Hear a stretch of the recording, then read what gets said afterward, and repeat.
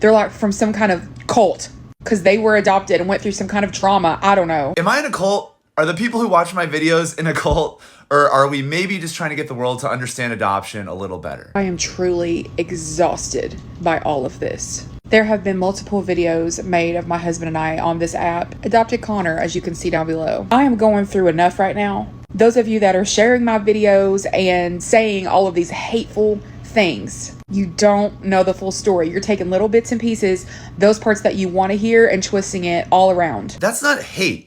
Like, when did it become hateful for people to celebrate a mother being able to raise her own child? Isn't that what we should be rooting for? In the video this lady's mad about, what I said is that a failed adoption is a gross and disgusting term to use because it is only a failure to people who want a mother to not be able to parent her child. I never said I was entitled to a baby. We're adopting. In case you missed it, our baby boy is due January 16th, and his name is Zion Malachi Sizemore. Everything has happened so fast, but that's how God works. When you pray for something so long, then one day it's like, boom, there it is. God finishes what he starts. So I do have a GoFundMe that is linked on my page. People need to understand that when adopted people say no one is entitled to a baby or you're not entitled to a baby, they don't say that because you're explicitly saying I'm entitled to a baby. It's because you're posting things like this. Obviously, we got excited. The past 4 months of my life, I spent prepping for a child that I thought we were going to get.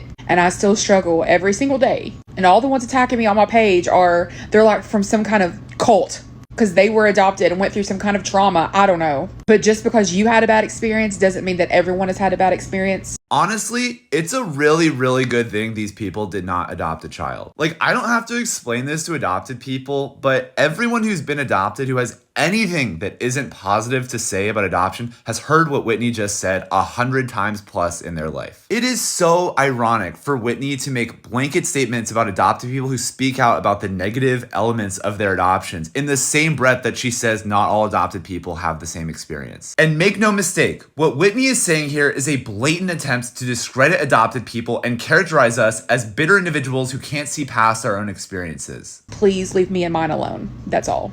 This last part's just for you, Whitney, okay? I don't know why, if you want to actually keep things private, you would unblock me, comment on my video, send your friends to my video, and then make a video directing your fans to go interact with my video. Did you not think that I would respond when your fans started trying to get my social media pages taken down? I am not going to be silenced when people conflate talking about adoption with spreading hate.